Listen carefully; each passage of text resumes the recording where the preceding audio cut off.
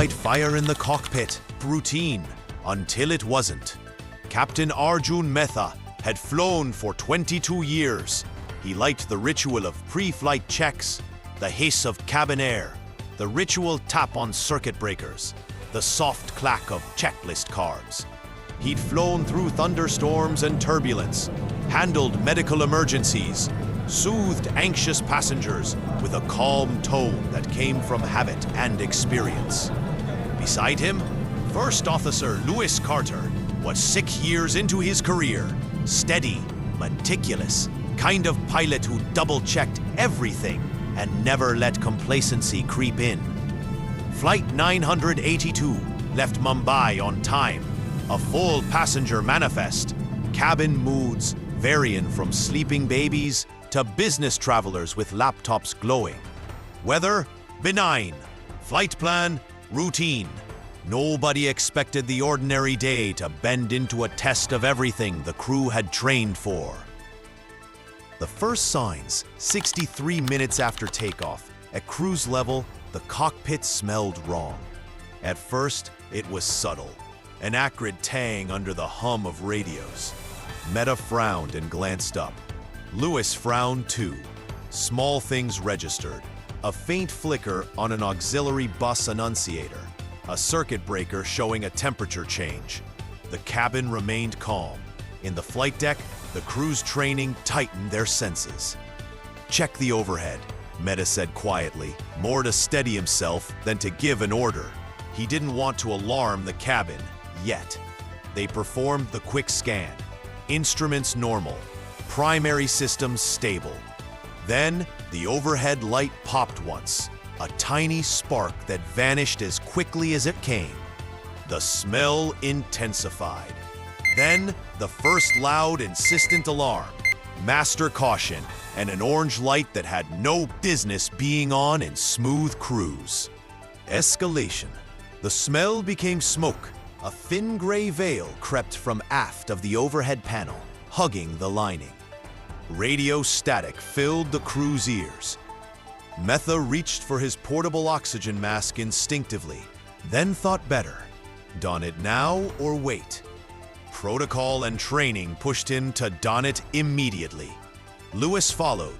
Practice made the movement automatic. Visibility on the flight deck dropped. The hissing of the ventilation system turned into a background roar. A small, contained flame appeared behind an inspection panel when Mehta, with gloved fingers, pulled it open to investigate. It flared, fed by insulation and the dark mesh of wiring bundles. Electrical fire, deep and treacherous. Their checklist was clear. Isolate the source, cut power to affected systems, use a halon extinguisher, don smoke goggles if available, declare an emergency if necessary. Yet checklists read differently when the alarm is real and hot across your palms. Lewis reached for the circuit breakers and the overhead bus switches, hands precise despite the tremor he felt. He isolated non-essential buses, killed the affected bus, and pulled the fire protection handle. The halon extinguisher came alive under his squeeze, a cold, choking fog that clawed at the flame's edges. For a heartbeat, the fire accepted defeat, then flared from an unseen crevice, fed by heat-warped insulation and a ruptured wire. Humanity under pressure. Beyond technical actions, the moment became a test of voice and cadence. Mehta's commands were short, anchored, practiced. Mayday, mayday, mayday. Flight 982, electrical fire. Descending now. Request immediate divert. His voice stayed calm because the passengers had to hear calm. Lewis handled radios, coordinated with ATC, and ran through emergency descent items. Down in the cabin, flight attendants noticed the forward door gap filled with a gray drift. Oxygen masks didn't deploy. Altitude was still high, but the cabin filled with the smell of burning plastic. Flight attendants moved through aisles with training and quiet authority, securing trolleys, moving people away from the forward galley where smoke crept under the bulkhead.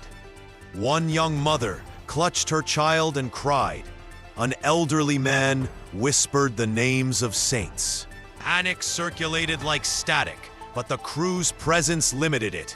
Mehta put the aircraft into an expedited descent, fast, but within structural limits. Airspeed rose, clouds turned into streaks, the outside world narrowed to the windshield and the approach plates in the GPS. The nearest diversion airport, Pune, was 38 nautical miles away, an inevitable small island of asphalt and fire trucks in the sea of sky. Tension, fight or fail. At 18,000 feet, during the descent, the cockpit heat spiked. Smoke invaded their masks, reducing the clarity of instruments. Mehta's right hand was on the thrust levers, his left on the yoke. The halon extinguisher had suppressed part of the blaze, but the source was deeper. Behind panels, in cable looms, almost surgical in its refusal to die. Wires that had been benign hours earlier now looked like tinder. Lewis, with face damp from sweat that condensed on his mask, worked the emergency checklist with fingers that didn't feel steady. They discussed options in clipped sentences. Land now. Declare an emergency. Prepare the cabin for evacuation. The fire delayed no longer. Systems flickered. An autopilot disconnect. Intermittent radios. A cockpit voice recorder glitch that spiked a warning light. If the fire reached hydraulic or bleed systems, consequences would cascade. Below them, controllers cleared the runway and readied emergency services. Ground coordination was precise. Fire trucks, ambulances, rescue gear staged. Foam and water arcs awaiting the aircraft. Touchdown, the critical sequence. The approach became choreography under pressure. Mehta performed a manual landing. Autopilot had already been disengaged during descent. The cockpit was a blur of smoke, checklist flips, and radio calls. The first officer briefed the cabin. Emergency landing. Prepare for possible evacuation.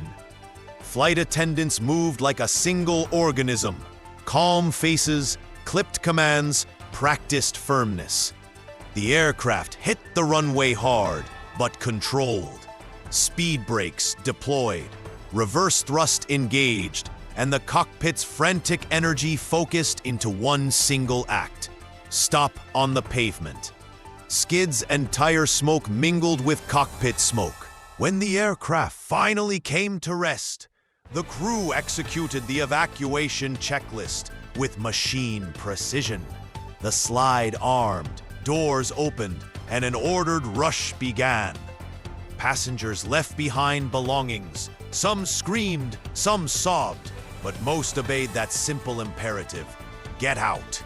Fire crews enveloped the plane as passengers funneled down slides and across tarmac to a safe zone. The cabin smelled of burned plastic and adrenaline. Paramedics triaged. Minor inhalation injuries. A broken ankle from a rough evacuation, and one hand singed from a passenger who ran back to help an elderly neighbor.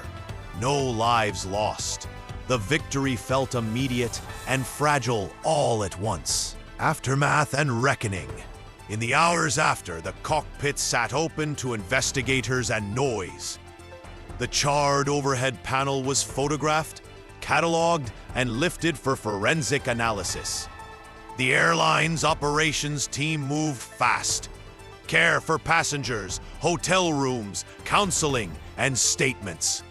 Captain Mehta sat on a curb, blanket around his shoulders, eyes hollow but steady. He said nothing about heroics.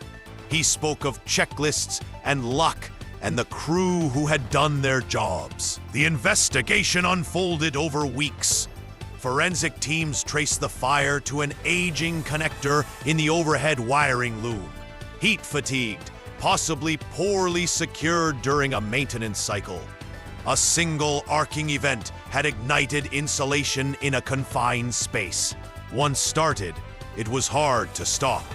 The report recommended design reviews, additional thermal testing of wiring, and revised maintenance checks to identify similar vulnerabilities. Regulators issued airworthiness directives. The industry learned, sometimes painfully, sometimes fast. Small things, big consequences. A mid-flight cockpit fire is more than a headline. It is the intersection of human skill, mechanical failure, and organizational systems.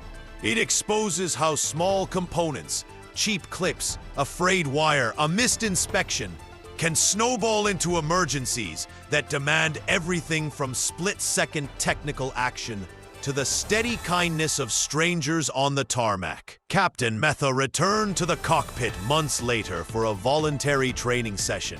This time not as a full commander, but as an instructor, teaching scenario-based response to smoke and hidden electrical faults. Lewis took a long break, then came back, his hands steadier and his appreciation for redundancy deeper.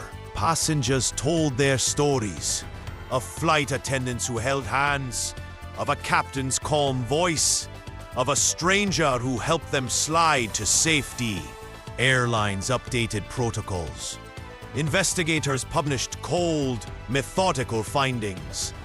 For those who survived, the day remained a line in their history, a carved memory of fear, order, and the thin margin that separates routine from catastrophe. For the aviation community, it became another hard-learned lesson in vigilance. And somewhere behind a replaced panel and newly reinforced wiring, the aircraft waited, ready to fly again, carrying a single shared truth. In the sky, preparedness is everything, and people matter most.